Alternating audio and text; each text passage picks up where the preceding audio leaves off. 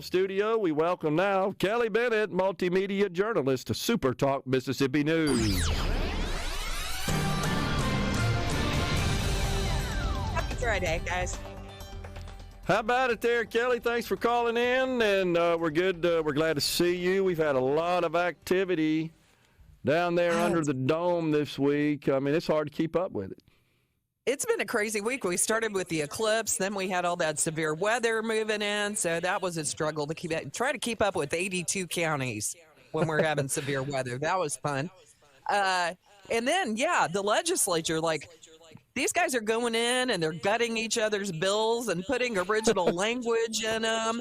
Caleb just put up a story I was reading with interest at SuperTalk.fm on mobile sports betting, and apparently the Senate did that. They went in. If you're hoping for it to happen, I've got it pulled up for you. I see that's where you're going, Gerard. Yeah, I sure am. The process of legalizing mobile sports betting has taken a turn for the second year in a row, while the Senate voted Tuesday to pass House Bill 774, which establishes the Mississippi Mobile Sports Wagering Act.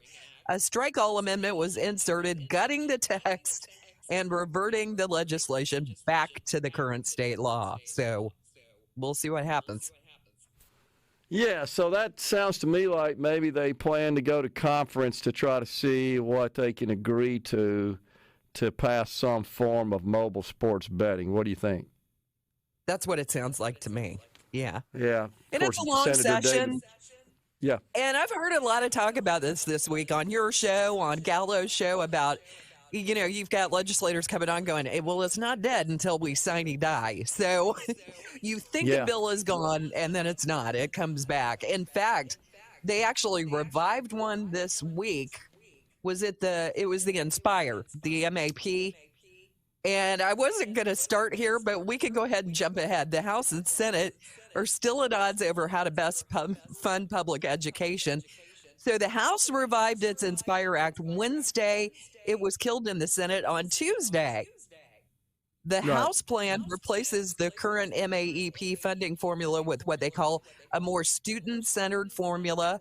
Senators are willing to talk about a rewrite. They don't want to do it right now, basically, is what they're saying. They want time to address it over the summer. But we had Senator John Horn on, and he believes Senate Education Chair Dennis DeBar really just wants more time. We're coming towards the end of the session. Tempers are starting to flare a little bit. We're getting a lot of pressure. And I think that in DeBar's case, he does not want to be under that kind of pressure to make a decision about MAEP going forward. I think he wants to be a little bit more deliberate about it. However, House Speaker Jason White says he's made it clear the House position is they have funded MAEP for the last time. So yeah, he sure did. He said that on our program earlier this week as well, and I think he's pretty serious about that. So I believe what they've done, right, is they've taken a bill that the House has, if I'm not mistaken, that they've just inserted the Inspire Act into. That's after the Senate killed the House's Inspire Act bill in the Senate. Right. Yeah, that's what's happened. So they're trying to keep it alive.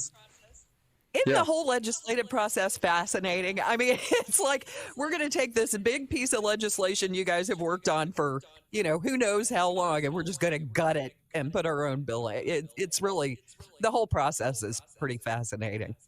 It totally is. I think what is really caught my attention this year is just how different sort of the persuasions are from a policy perspective and the gulf that exists between the two houses. It's a bit astonishing to think that we have super control of both houses, if you will, super majorities on the Republican side and a Republican governor, and we have this much disagreement about high-level critical policies such that we can't seem to achieve consensus. Yeah, I think it's interesting. Both sides definitely want to make some changes in regard to education, in regard to health care. It's how to get there that they can't that's right. to agree on. I agree. Let's talk about the SAFER Act.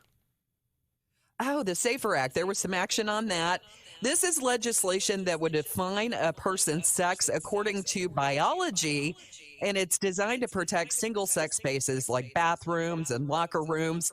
That one is still moving forward despite opposition by Democrats. I don't think a single Democrat has voted for this legislation. Representative Celeste Hurst explained why she thinks the SAFER Act is necessary. Males are posing as transgender and entering female spaces and sexually assaulting women.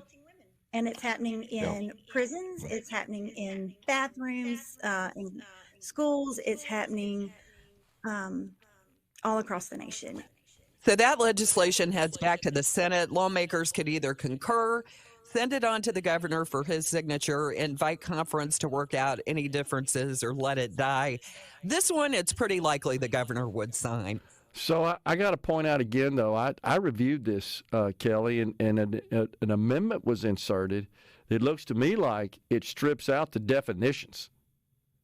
So it puts the SAFER Act language that protects spaces, but it stripped out the definitions, and I can't figure out why. I actually talked to Representative Hurst at the Capitol earlier this week. She observed the same. We're confused. Really? I'm trying to get to the details. Yeah, I mean, people may, and I've said this on the show now a couple of days, and nobody's yet contacted me, even from the legislature, said, no, you got that wrong. And I want to get it right. Let me be clear.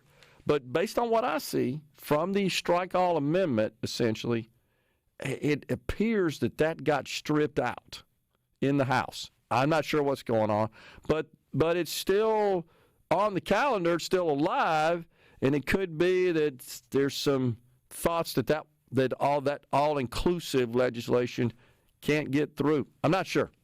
I'm confused. I'll admit. I'm gonna have to go back and I read it, and it looked like it was doing what it was designed to do. But I'll have to read it one more time. You got to read the amendment. Okay.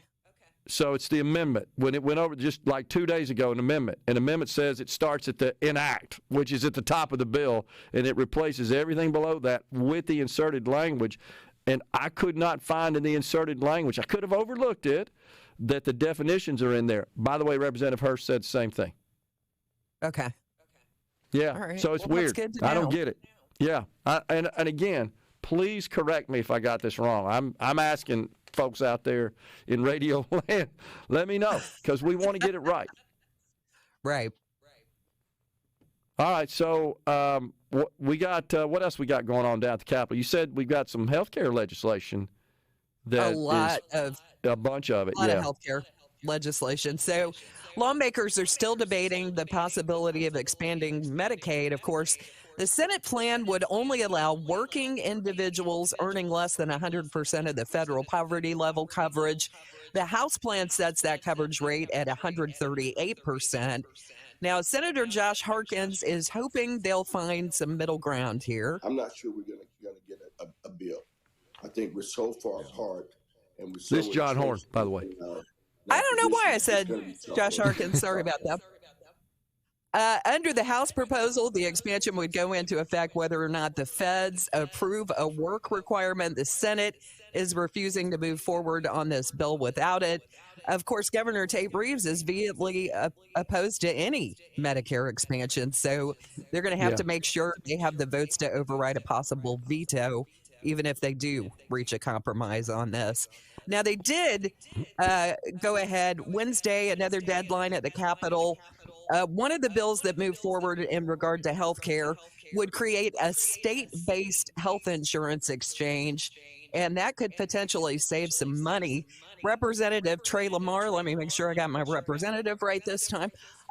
It is. He told us approximately 250,000 Mississippians currently receive subsidized private health insurance through the Federal Health Care Exchange. Right now, the state participates in the Federal Exchange. So what the bill that we passed on that issue earlier this year would be to change it from a federal exchange to a state-run exchange that we actually run ourselves, so we have more control over it. We pay money right now for the federal government to be on their exchange, so it would save us about $15 million that we could use to run that exchange. And he says these plans are either too expensive or there aren't enough providers out there that accept them. So the bill went a little further. We gave additional incentives for more insurance companies to create competition, for more insurance companies to come on a state-run exchange. And then we gave some incentives to the healthcare providers themselves for them to actually accept the insurance in network. And then we had a big story yesterday about CMS. Oh, time's up already. They gave us more money. That's good.